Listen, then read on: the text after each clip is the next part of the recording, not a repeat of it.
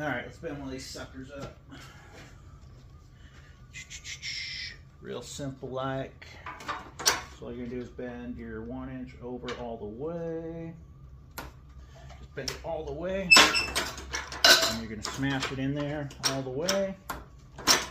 Basically just making a big drive cleat first. In 1 inch, all the way.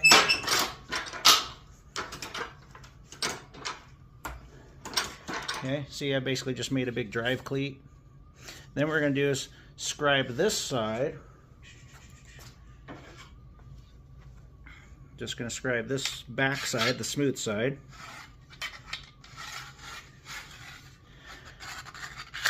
One inch. And they're just going to bend it up at a 90 degree.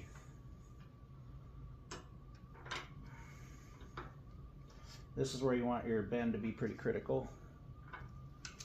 Like that. Bend that up at a 90.